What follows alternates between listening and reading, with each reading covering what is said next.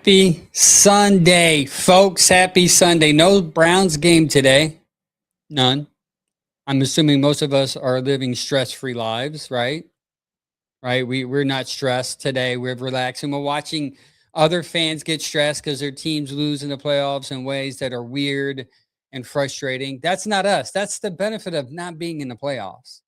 So we got to think positive here, Browns fans. We got to think positive. Thanks for everybody tuning in and listening from wherever you are listening from. Please list below where you're listening from. Like, comment, subscribe, share the feed. Let people know I'm on the pod today talking about this wonderful coaching carousel. But before we talk who the Browns might hire, we need to talk about who they already have interviewed, right? That's a big topic of conversation. We'll get into that. Also, we're going to talk a little bit about Miles doing the all pro team. Uh, Again, he obviously all pro. The season that he had, you had to give it to him, right? You had no choice. The type of season he had. But yeah, this coaching carousel has been insane. You hear John Harbaugh's name, and then you see Clint Kubiak, who I was big on. I was pretty big on Clint Kubiak, and I thought it was odd that they weren't interviewing him. But then, as I do what I normally do and think typically like a Browns fan, right?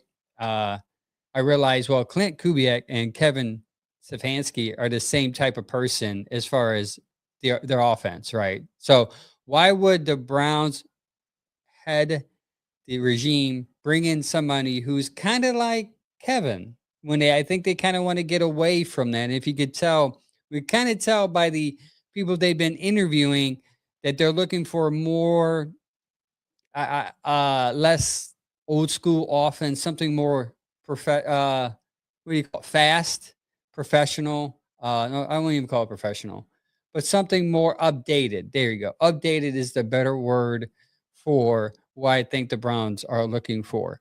Um, one person we do know, it's not Jim Schwartz, right? It's not Jim Schwartz because the reports came out by Jay Glazer that the Browns are letting candidates know that Jim Schwartz is staying as defensive coordinator. How should we as fans feel about that? That they're bringing these people in and they're saying, listen, we want you to have this job. We want you to run this team, but there's a but. We're going to keep Jim Schwartz the defensive coordinator. I mean, how would you feel about it if you go in for a dream job of yours and all your life you've been waiting for your moment to shine, and you've in your mind you've have a list of people that you worked with throughout you years in your life, buddies, pals, comrades that you've been holding hands with your whole career, and you say to yourself, well, once I get a head coaching job, I think I'm going to hire Bob as my defensive coordinator and Jim as my office assistant, or this or that or that or this. And in the mind of this coach who wants to be a coach, in your mind you're thinking this is going to be my dream team. But when you come into this interview, they're like, yeah, that's cool and all, but the defensive coordinator, he's not to be touched. Not to be touched at all. How would you feel about that? Not that I'm saying that is the wrong decision or a right one. I'm asking, like, if you are a coach who has his own vision and own plan of how you always wanted your dream to be like, of being a coach in the NFL, and you have no ties to Schwartz, like, it's cool. You like what he's done on paper. He's a great person. You've seen what he's done in Philly. You're winning a Super Bowl, and you go through his whole resume. We're going to go do that, and you see this resume, and you think, yeah, it's good, but I promised John that, you'll be my DC. And how does that look like from a relational standpoint, right? Like, how can you bring this guy in a room and say you're going to match up with this guy? And how would you feel if this guy who's had 3 years of success building a culture on the defense, which has been pretty good, outside of 2024. We're getting into more of that later. And they're saying you have to match up with this dude. And he already has an edge up on you because his culture has already been built for the last 3 years. So now you're playing catch up. You're less talented, and now you have to incorporate a system which is new because you're going to be the OC. Most likely, he's going to be an OC. I know it's up in the air right now who they're going to get, but I'm going to go on that minds of it's going to be an offensive guy because obviously if they locked in their defensive guy, why would they get another defensive guy? Because the defense guy is not going to come in here, right? I'm talking this out with you guys, so help me out. Mike says keep Schwartz no matter what. That's why you get a head coach that's on the offensive mind. See, Mike's on the same page. Guys had 3 top defenses in the league. Browns would get rid of him. Browns wouldn't get rid. I'm not saying it's the wrong decision. I'm just saying, as a fan, it's not a wrong decision. I'm speaking as somebody who wants to come in and print their own imprint on this team. Will Jim Schwartz be the thing to stall or to bring worry or to bring hesitation? That's all I'm saying. Because Jim Schwartz, he's obviously, if you ask every fan who you want, they say, well, give me Jim. And it makes sense in a way because if you're keeping him as your defensive coordinator and you're telling teams he's not touched, then why not just make him your coach? And maybe that's what they're going to do. Maybe they're just getting fillers out there. Maybe we don't know. Maybe they're just saying, hey, maybe if we keep him as a head coach and coach the defensive side, who can we pair him up with the offensive side? We don't know. We'll see. And that's what's fun about this being a Browns fan. Every day, it's something different. Let's first, before we start talking about who we're going to pick and who's going to be this next guy that's going to come in and change his team, I think we need to hear from Barry himself, the guy in which they're looking for. Listen to this. And mention, we all get evaluated. Yeah, we understand where you are. And I mentioned, we all get evaluated on an annual basis. I think the reality is in any head coach opening, every organization has their own challenges, their own constraints. There may be at different points with their roster's lifestyle. We'll be looking for something different than maybe some of the other openings have based on, where they are as a team. And some good coaches will fit us, but they won't fit the Titans. Some will fit the Giants, and they won't necessarily fit us. But we're looking for the right leader and the right partner for our present situation. And I have a lot of confidence that we'll be able to find that person. He said that the guy we're looking for may be different than a typical average team.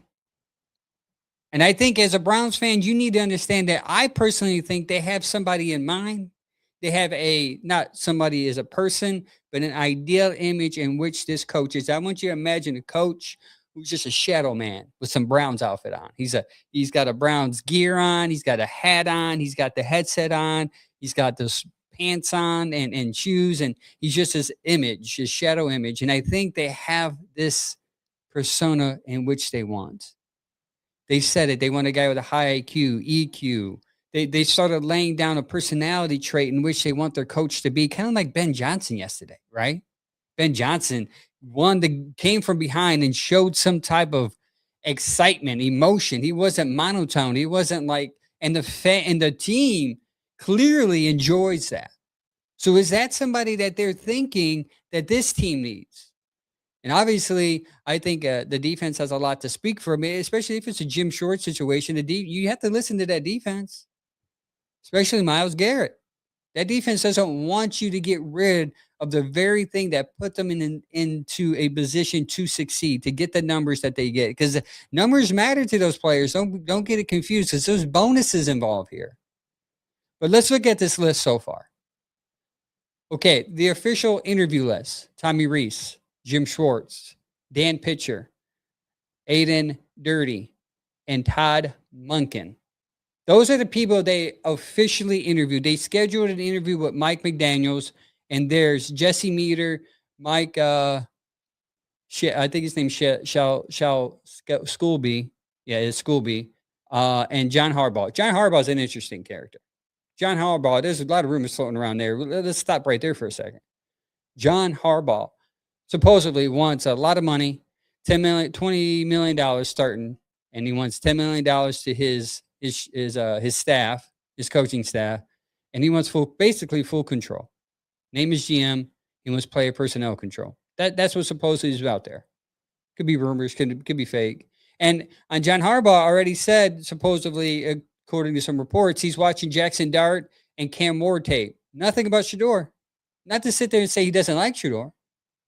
Now your argument is, well, maybe he scouted him when he was in Baltimore and he likes him. Well, maybe he scouted the other people and they like him a little more.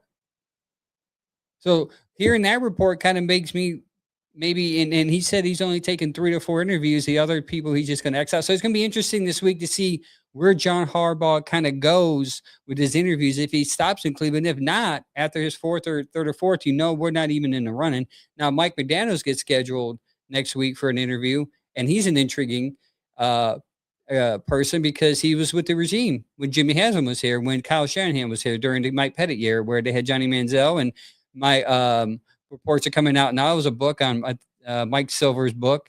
He put it out there on X saying that Kyle Shanahan forced Mike Daniels to do a 23-page report of how he needs to get away from this team because the way the organization is.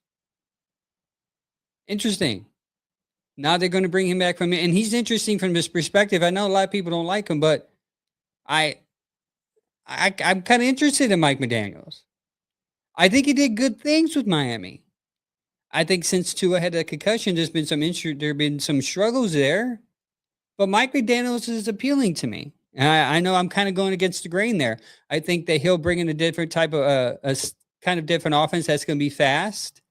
Offense that's going to require some, maybe you work out and work your way in as far as throwing, opposite of Kevin. And I know there's some similarities there as far as how they run the ball, but I think the passing game separates them too. Todd Monken, he's what? Old? 40? Something? 60? Something years. I said 40. I'm 40. I mean, I don't know if they're going to get Durde. I mean, they already have their DC, so why would they want him? Pitcher, I'm about to get into here in a minute because he intrigues me too. Tommy Rees, he's young. Are they going to roll the dice on Tommy Rees and hopes that he learns on the job? Jim Schwartz, he's committed to him being the defensive coordinator. Jason Meter, I mean, Ram, I don't know. I mean, he's defense. This Nick Schoolby, I mean, he's a passing game coordinator for the Rams. Now, what's intriguing about him, he works with one of the best, McVay. You see what they did yesterday. They're able to throw the ball, score points in a hurry. He's part of that. He's the passing game coordinator. Maybe they're going to bring him in for a promotion somehow. I don't know. But all these names are everything that we're seeing here. It seems like for me, it's going to be somebody that's not a big name outside of Mike McDaniels. I think Mike McDaniels is priority, if not John Harbaugh. They know they can't get John. I think Mike McDaniels is their guy because he's been there's a relationship there. Though he probably wrote a broke-up letter that offended Jimmy Haslam, but I think they can get over that, right? You've ever gotten broken up before, and then the love of your life comes back into your life, who's appealing and beautiful, and you're like, hey, I forgive you. Let's make up, right? I mean, it can happen. I wouldn't shut the door on Mike McDaniel just because he wrote a broke-up letter about this organization's dysfunction, because it was dysfunctional. It kind of still is. But, if there's an opportunity for Mike McDaniel to coach right away, it might be here. Or he can just say, you know what, I think I'm going to wait it out and be an OC somewhere else. That's the beautiful part of this. It's waiting, and waiting. More interviews to come next week of this coaching carousel. Who's going to come in? Who's the favorite? I know Kubiak already said, I'm not interviewing anymore in Browns, so we're even on that list. And he was a favorite to get it, according to Vegas. Now he's gone. He's not even not even interested. Crazy. So Jim Schwartz. Let's talk about Jim Schwartz. Why would they be interested in keeping Jim Schwartz as a defensive coordinator only and not make him a head coach? So, but right now, the reports are saying not a head coach. That could change. Maybe they interview some people and they say, you know what, we're not going to get anybody better than Schwartz. So let's just try him out. And I know a lot of people are like, well, Jim's coaching in Detroit is he was what, 29-52, 2009 to 2003. He had 29 wins, 52 losses, one playoff appearance in 2011. He went 10-6 that year, wild card round. His accomplishments are Tennessee Titans Super Bowl appearance, 2 AFC championship games, 3 division titles. Philadelphia won the Super Bowl with his defense, and he's led the Browns to top ranked defenses outside of 2024, and he won assistant coach of the year in 2023. I mean, he has a resume that makes you wonder, like, why was he never coach again after Detroit? We've seen worse coaches get other jobs, like Pat Shurmur, right? Pat Shurmur was here, and then right after that, I think he went to the Giants. And that was like a huge surprise. People were like, what the heck are you hiring him for? He did nothing in Cleveland. It kind of like, it's weird because it parallels Kevin right now. Kevin leaves Cleveland, gets fired, and gets interviewed with New York with the Giants. Now, they say that, they're looking at John in New York, but there could be a possibility where he does exactly what Shurmur did and goes to New York and coaches. Hopefully he does it better than Shurmur did. Shurmur did not do too well. Shurmur's an offensive coordinator now in Buffalo, I believe, in Colorado. But you would see that resume and you would think like, wow, why isn't he even offered a job ever since leaving the Lions in 2013? He hasn't coached in 12 years. And that's my pause. Is like, he hasn't coached in 12 years. Why? Why hasn't he coached? Like, where's there something someone sees, something someone feels like there's something going on with them? But overall here, he's been great this year. This year specifically, I think is the best year statistically that he had. He was 4th in yards allowed. His overall ranking this year, 4th in total yards per game, 283 yards per game, 3rd in the passing yards allowed with 167. But here's the thing to his game that we don't talk about. He was top in overall, like, total yards per game, 4th, 3rd in passing allowed. But the rushing game, teams were able to rush on us. And maybe that's what brings pause to the Browns organization to fully going all in, because they saw that that's something that he struggled for 3 years, is stopping the run game. If you look at his statistics, every measure of his stats, the run game was the weakest. He was 16th in rushing yards with 116 yards per game. He allowed 116 yards per game on the ground. Only 15 explosive plays allowed this year. That's 4th lowest in the league, which is good.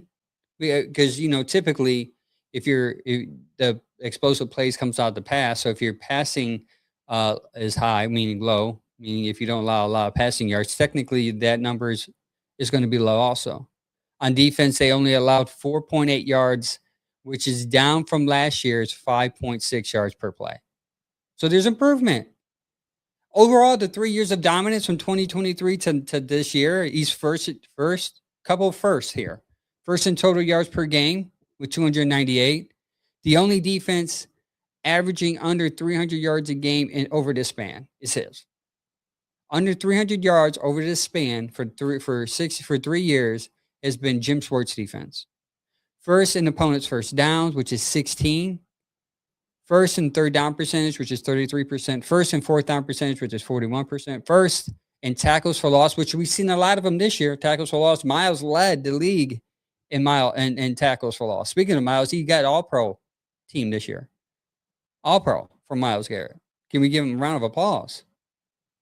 Myles Garrett tore it up this year. He obviously led the league in sacks with 23, broke the record. Tackles for loss, I think another 33. I think 39 was the record, so he was even close to that. His pass rush win rate was the best in the league. Well, top 5, sorry. Um, all pro. Yeah, he was solid all year. And Miles loves Jim because I believe he and Ward attributes to Jim's style for that. But what you're saying to me, when you tell other candidates that Jim Schwartz is priority, no one's touching him. You're telling me the defense is as important as the guy that's going to run the team. So you're saying Jim Schwartz is going to be as important as your head coach. And will that bring any intimidation factor to the guy that wants to come in and take over this team? Are you going to get a guy who doesn't care like Kevin about credit? We lose as a team. We got to play better. And how will that guy keep Jim accountable? What does that look like? Jim's like, I've been here for 3 years. I've dominated outside of every year size, maybe 1 year. Like, what is that? Why are you stepping up to me like this? Right? Like, how does that look like? How does that power dynamic look like? And that's why it's so confusing. Like, part of the issue with me with this team is that the power dynamic is always odd. They always do something weird. Like you hire a coach and then the GM. And then you fire the coach, keep the GM, even though the GM's the one that gave you the talent for the coach to be not successful with. And then you say, well, the GM had 1 good year, so we're going to keep him around. And then we're going to give him the power to find the next head coach. And by the way, not only him, and this is why it's intriguing as a Browns fan. Like, I believe Barry has a couple guys that he likes, but the issue is going to be if Harbaugh is available, will Jimmy blow this whole thing up? If John Harbaugh gets an interview, sits in the room with Jimmy Haslam and say, here are my demands, is he going to say, well, Barry, he wants full control and I'm going to have to give it to him. I'm sorry. Or is he going to stick to his word? Or is he going to sit there and say, listen, I committed to Barry. He had 1 good draft, technically, and a good offseason of free agents, and we're going to just stick with him. Right? That's just that's my take. Like, what is that going to, like, you have that power structure in which is just off. Now, I think there's a possibility, if you do things right, that the power structure can balance out from GM, but they always use this term collaborative. And you're like, what does that even look like? Like, who makes the final say? It can't always be collaborative. Just can't. Can't be collaborative. Because eventually someone's going to have to make the decision. Like, someone made the decision on Deshaun Watson to pay him. Was that collective? Was that collaborative? I'm sure somebody said, well, that's kind of crazy giving him all that money guaranteed. What happens if he gets hurt? I'm sure there's a voice in the room saying something.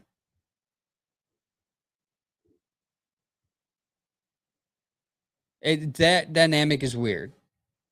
To think Schwartz is going to be safe this year, and the guy that comes in is going to have to speed up the growth of the offense. And that's why Barry said, reassured the guy. I'm sure they're going to reassure the guy because he said in his press conference, we're going to focus on this offense. We're going to build this offense. This offense is priority. It's about time. I hope to God, Barry, that you can find the receiver that you haven't found in 6 years. I hope you can find the offensive lineman that you haven't found in 6 years. Because right now, and the quarterback, by the way, we haven't found since Baker left. Because Baker was a pretty decent quarterback. He's sub 500, but hey, he probably would have won some games here that we've lost, and we probably would feel better about ourselves as fans. And the organization. What's that on my mind? What is the next coaching candidates stand out? What to stand out, okay, for me? Let's get to this next point. One in particular. But 2, obviously McDaniel stands out because now that he's getting the interview, you have to kind of like, all right, he has some head coaching experience. Maybe he seems like the type of guy that wouldn't care that he actually has a good defense coordinator. It's one less thing he has to worry about. The culture's already set. He can come in and be like, all right, this is the type of offense I want to run. This is the pieces that I need. Can I work with Shador for a year or so? Maybe grow him a little bit? Maybe. But The coach, the person that I'm very interested in, and it's probably a outlier. I've been reading. It's not really an outlier. There's people who are in the know, in the game, in the NFL world that are aware of this guy. The guy that I like has connections with Andrew Berry, Dan Pitcher. Dan Pitcher, the offensive coordinator from the Cincinnati Bengals. Reports are saying that he is a serious candidate for the job. Why? Well, there's a decade-old relationship with Andrew Berry. Decade. It goes all the way back to Indianapolis. All the way back to where he and Andrew Berry first gets hired in Indianapolis. Scouting. Yes, that's what it is. Scouting. He was a scouter. Andrew Berry was the lead scouter in Indy. There was a relationship being built. And through that, Dan Pitcher works up his ranks from scouting to passing game coordinator, kind of like the guy they're interviewing this week in Indy. And then he gets his job in Cincinnati to where he's a passing game coordinator. And then once the opportunity comes up, he's an OC. Offensive coordinator the last 2 years. And he has done pretty good things in Cincinnati. Now, if you want to credit him for these good things, okay? If you want to credit him, they met in 2012 in Indianapolis, transitioning from the Peyton Manning era to the Andrew Luck. Their front office, they were young pro scouting coordinators. Andrew Berry was in the building. His reputation was one of the highest and brightest minds in personnel evaluation. That same year, Berry hires Dan Pitcher to become his assistant, and they grow together until 2015, 16, where he goes off to Cincinnati and helps their offense out. And then the opportunity 2 years ago comes up, and he becomes the offensive coordinator. Now, the things that he's done there in Cincinnati, I guess you can, I don't know if you can contribute him 100%. Because, I mean, they have talent. They have T. Higgins. They have Chase. And obviously they have Joe Burrow. Joe Burrow is top-notch, one of the good quarterbacks of this time. Now, Dan Pitcher's a good communicator, high IQ. When you hear him speak, you can hear some emotion in his voice. It's not monotone. There's no how did I say this? No boringness, no Bill Belichick-y or even Kevin Stefanski in him. He to me is what I think Andrew Berry wants, not just because of the relationship, because of what he has done in Cincinnati the last couple of years statistically. Statistically with them have been great. The run game, it obviously was better this year because they actually got a running back. The offensive line struggles, kind of like it is now. So Andrew Berry is seeing what's happening in Cincy with the offensive line struggles, and Joe Burrow still putting up numbers. And you have to count the OC to help out because even Joe Burrow put his name on him and said that he wouldn't be where he is with his career. He wouldn't be where he is in his career without the help of Pitcher. And if you talk to any Cincinnati reporter, they would tell you that Pitcher is special. That there's something good about him. It's not just saying that he's riding off the coach's coattails, because to be honest with you, Taylor's about to lose his job here in a couple of years or a year or so. Maybe it's one of those moves where they want to keep him because they know they're going to let this guy go eventually, and he's a nice up-and-comer. So I would watch out for Pitcher. To me, my early on favorite, and I told the guys this in the chat and our text, that I think Pitcher is probably one of those dark horses that when he's hired, people are going to be like, what the heck? Because Andrew Berry says, we're going to pick the guy that where we're at, not where the league is at, but where we're at as an organization. And where you're at as an organization is that you suck on offense. You're the worst. The last 2 years, dead last or 31st on offense. He's credited for the so what's the fit and not fit for him, right? We'll close with this. The fit, the pros. right? Pros, strong offensive track record in his first season as the offensive coordinator in 2024. Pitcher helped Cincinnati lead the NFL in passing yards per game with 272 yards, while ranking 6th in scoring, which is 27 points per game. That is, can you imagine scoring 27 points per game? I mean, I know we did that last couple of times. I think last couple of games, we scored in 20s at least. But like to be consistently scoring 27 points a game, that means you're gonna have to score 30 or 40 a couple of times. So pitchers it's intriguing to me. Not only because of the connection, because of what he's put together over there in 2 years. 5th in the red zone percentage, touchdowns. 5th. That's pretty high. The Bengals set a team record with 472 points scored, demonstrating his ability to maximize his offensive talent. And that's another thing we have to understand. I mean, you have 2 personalities who can be 2 number 1 receivers, and he's handling Higgins and Chase with just greatness because they both can demand the ball, but he has the ability to communicate to the guys the importance of sharing, and winning is more important. Elite quarterback development experience. Joe Burrow set single season team records for completions, passing yards, touchdown passes, and passer rating under pitcher's coaching. Offense coordinator helps coach the quarterback. He is some credit to his development. Now that's key here, right? Because what has happened? What has happened here since '99? No development. No development. No development at all at quarterback. And Dan Pitcher has helped develop Joe Burrow to the point where I told you he's quote saying, "Our relationship is as good as it gets. I wouldn't be the player I am today without him." He stamped his name on Pitcher. Now, I'm not saying Pitcher's ready. I'm just saying, like, Dan in the comments says, I don't know if Pitcher's ready right now. I think he's a couple years away. He believe it or not, I thought the same thing, but according to these reports, it's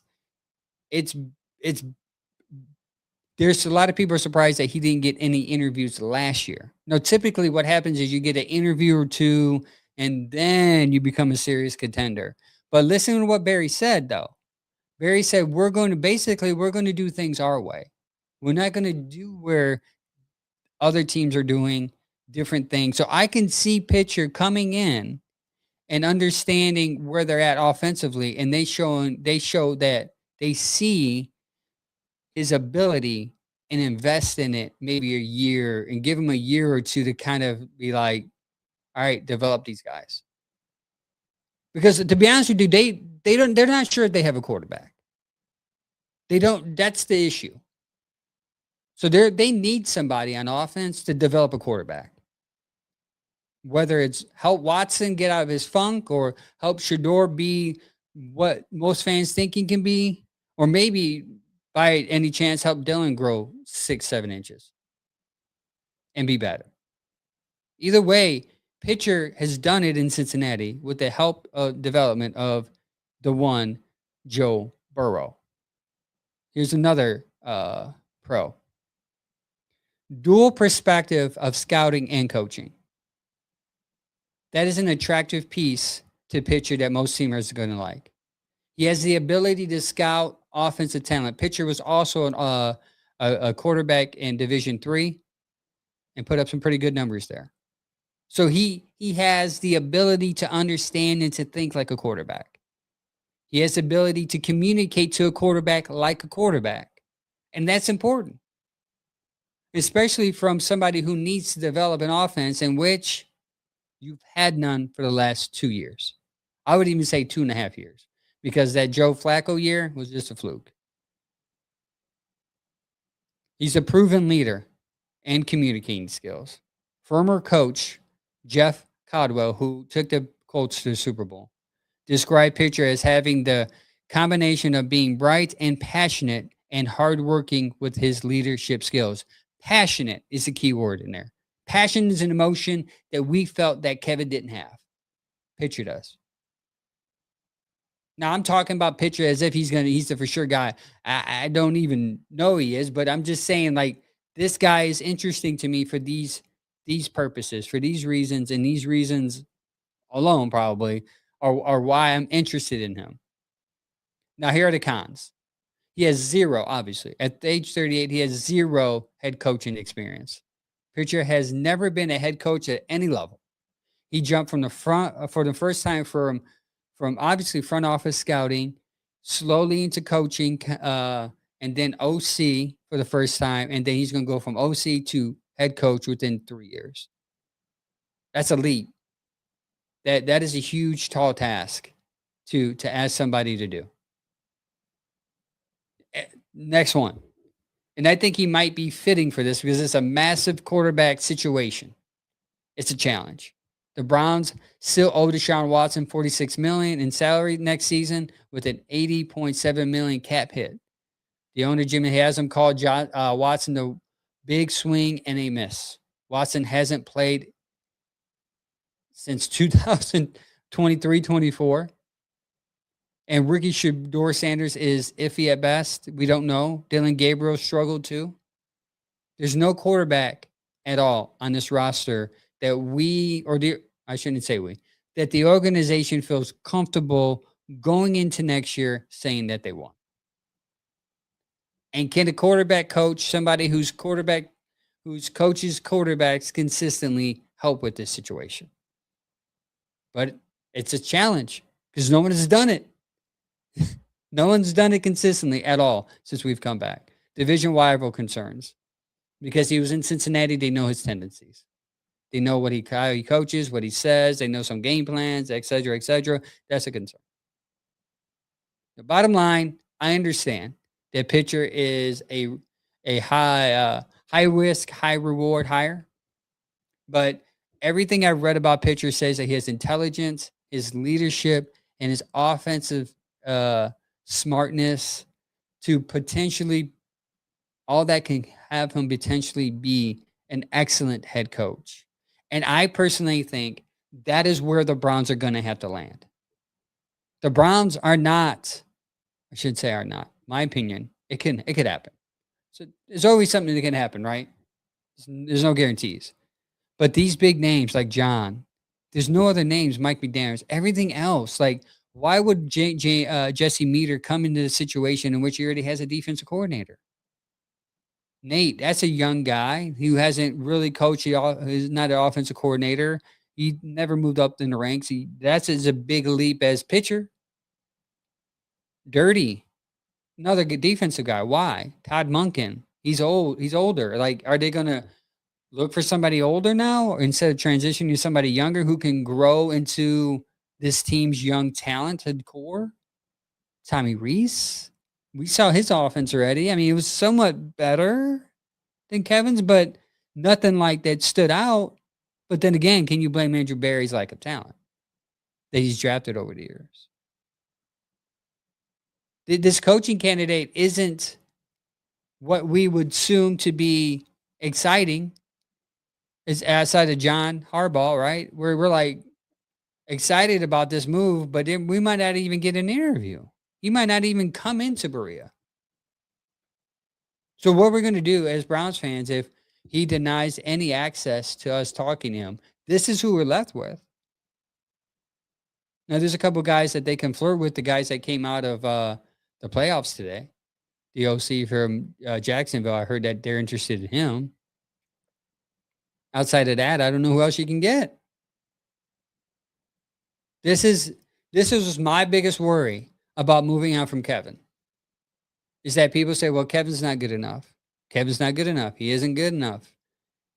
Which the stats, everything proves to be true. You're right. You're right. But is the next guy going to be any better? We thought he was going to have this coaching pool in which we can be 100% sure on, but yet here we are, not sure. Not sure. Like, what happens if they get Durde? We're not sure how he's going to turn out. And I know that's part of the game. As a team, as an organization in which the Browns are, the guy that you're going to go after is going to probably be an unproven guy, just like Kevin was. And he'll probably have a good year because it's a weak weak year next year as far as the schedule, and we're going to be excited. But year 2 comes. Are we going to be patient? Are we going to let them learn? Or are we going to be quick to sit there and hit the panic button and say, let's move on? That's the Browns way, man. We've seen it enough to know what the Browns do and how the Browns go. It's going to be an interesting week. I guess they got a couple more interviews lined up. I'll be interested to see what happens with McDaniels. That's the guy I really have my eye on because I really feel that that's the guy that they would love to have. Would love to have. He's established. He's had coaching experience. He's smart, analytical, even though most fans hate that. But we'll see. We'll see. Thank you guys for tuning in today. Thank you for commenting and responding to my theory of who I think the next Brown coach can possibly be, even though most of you guys probably never even heard of him. But listen, Dan Pitcher might be an opportunity. Of all the lists, like that's the guy that's intriguing to me. And outside of Mac McDaniels with the news that dropped yesterday. Like who else on that list would you want to see? Jesse Meter? I mean, you got again, like the defensive coordinator locked in kind of, I think, and I could be wrong, kind of limits your opportunity of who you're gonna get. It just puts a damper on if you can go out there and what if Mike McDaniels comes in and says, well, no, I respect what he has done, but I got my own guy. I'm assuming the Browns have a plan. They run the numbers, they're analytical, right? They know the pros and cons of everyone that they've interviewing. They're purposeful. They seen, but don't be surprised if the next. I know a lot of people out there saying John Gruden, uh, Flores, like all these guys with big personalities. That's not going to happen, man. It's just not. I don't expect it to happen. That's why I'm surprised that if John was to come in as an opportunity for the Browns to get him, it would be a surprise to me because he's a big personality. And the last thing you want as Andrew Berry is to have a guy who's a more say than you when you just got the keys to the car. It's your car to drive now. It's your road trip. You're gonna drive, and this is Andrew Berry's job that he's always wanted his whole life. He wanted to be a GM. He wanted to run. He wanted to run his own team, and he has the opportunity to do that. And I just can't see the Browns disrupting that for the sake of somebody with high demands, especially with Jimmy Haslam gave the keys over to who's that coach from Seattle? He came in. Dang it, his name just skipped my mind. Skipped my mind.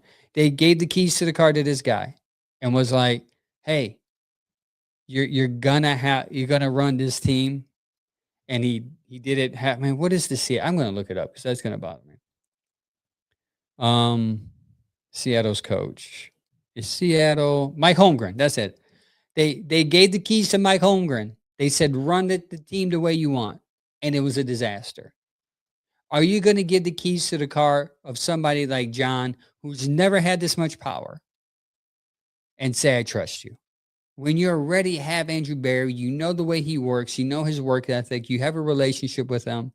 You were glowing about him a couple of weeks ago or a week or so ago in the press conference saying how great he did.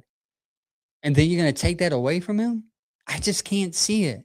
Now call me a negative fan, but I just can't see that happening. And on top of that, you're going to tell John that this guy's your defensive coordinator? Personally, I think the Browns already know that John is not out of their realm, out of their reach. So that's why they put that report out there. Somehow that report dropped that, hey, Schwartz is the guy on defense, no one else. Somehow that got out. The Browns are pretty good at keeping stuff in-house. That report was not dropped on purpose. It's letting anyone know who wants, they're interested in this job, if they are, don't bring your defensive guy because we had it locked down for you. All I'm saying is Browns fans don't expect a big name. And if a guy like Pitcher comes along and is your head coach, there could be something there. There could be something. I think that Andrew Berry's doing his all in his power to make sure he gets this right. Because if not, guess what? It falls on him. And then people will be like, well, he was right. Look at Kevin. He's over there in New York winning games. Or Baltimore. Or wherever he's going to be, Tennessee. But we won't find out any of this, in my opinion, until John decides where he's going to go. Once John Harbaugh picks where he's going to go, the dominoes will fall. And we're probably going to be last because we're going to be interviewing these backup coaches or passing game coordinators, and they're going to narrow down on which one they want. We'll see. Thanks for tuning in, everybody. Appreciate the love, the comments, the shares. I will be here next week, most likely the same time, hopefully. Until next time. Oh, Happy New Year, by the way. Happy New Year. I forgot to open up with Happy New Year. First new year of the podcast. The Land Media Group, part of that group.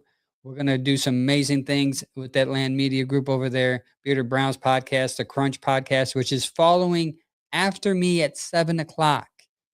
It's the Crunch podcast. Let's Go Crunch podcast with my dude Ethan. Mike is producing that, and it's going to be a great show. So tune in at 7 o'clock on Let's Go Crunch on YouTube. And if you're a soccer fan, it was great. They had their home game yesterday. Mike was able to go there and get some behind-the-scenes snippets that's going to be dropping on that YouTube, that Facebook page, YouTube page. So follow us for there. But